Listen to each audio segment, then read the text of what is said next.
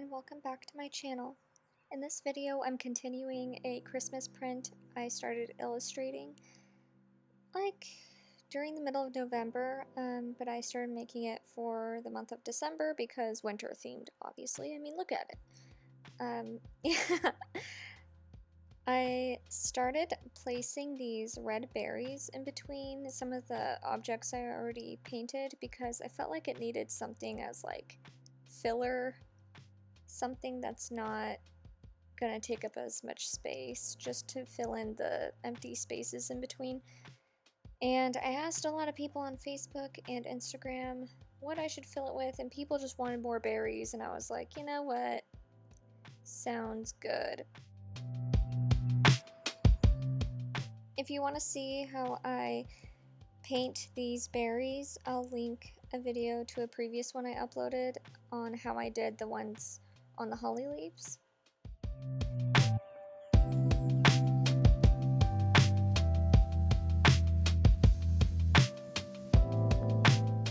So I kind of left this painting alone for a minute after I put those filler berries in, just because I had no idea what else to include. I wanted to include something like spice related, but I felt like, I don't know why I didn't want to do cinnamon sticks. They just like kind of looked like just sticks. I mean, it probably would have been cute, but instead I chose to do star anise pods.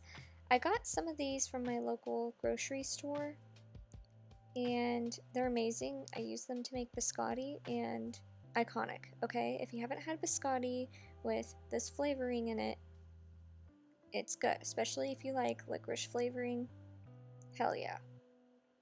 Also, I'm not sure if I'm even pronouncing it right at all, so please correct me. I heard it said star anise and star anise before, and I don't know. I even googled it. I don't know.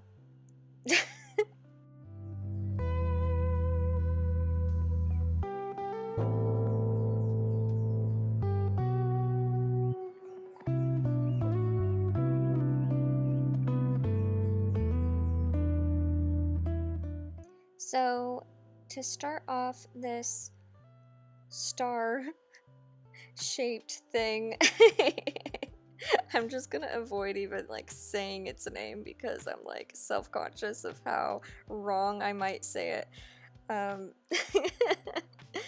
I just used a warm-toned brown watercolor pencil and sketched out its shape, and I liquefied it with some water and this tiny little brush I have.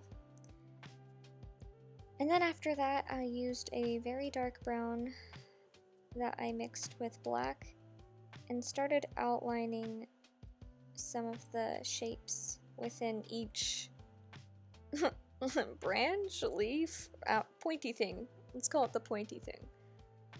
And yeah, side note, I googled what these look like. Even though I had like the real thing right in front of me, I also looked up what they look like online. And the ones online look scary symmetrical, and I felt like weird because mine was so not, and I was like, is there something wrong with these? Like, are they supposed to look like something you cut out of paper, like perfect? Like, I don't. Having seasoning insecurities now.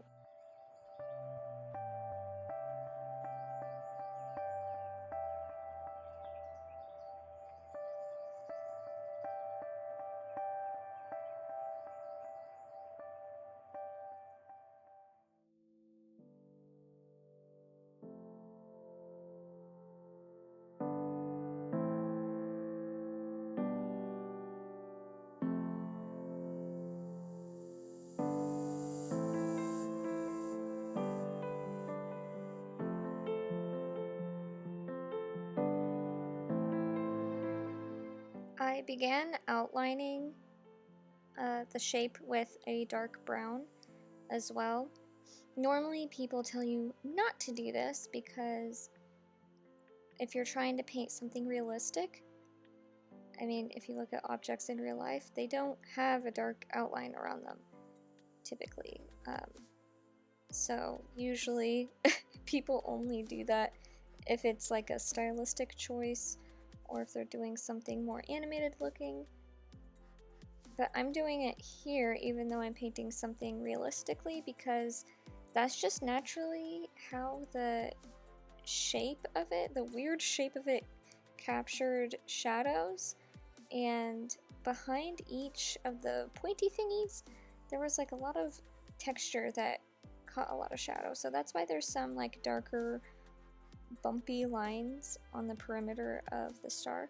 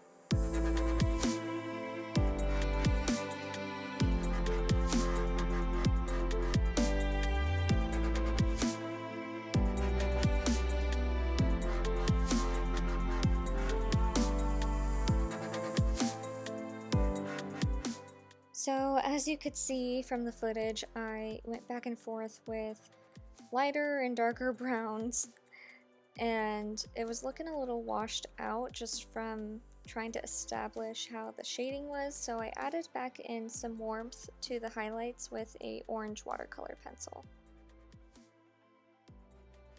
This shape was super awkward, so I had to make sure to be careful when I was trying to define like where the highlights were and everything. I really wanted it to look like it wasn't just like a flat star object.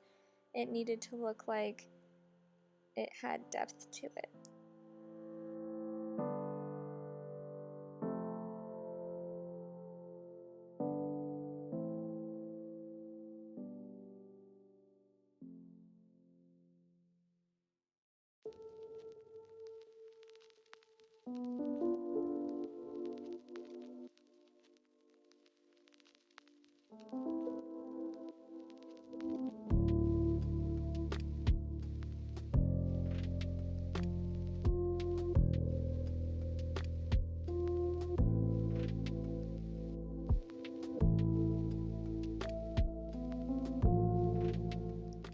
As you can see, that orange helped a lot. It looks poppin', okay? I'm putting in the highlights, the the finest highlights, and it's capturing that orange underneath beautifully, so I'm very happy with how it's turning out.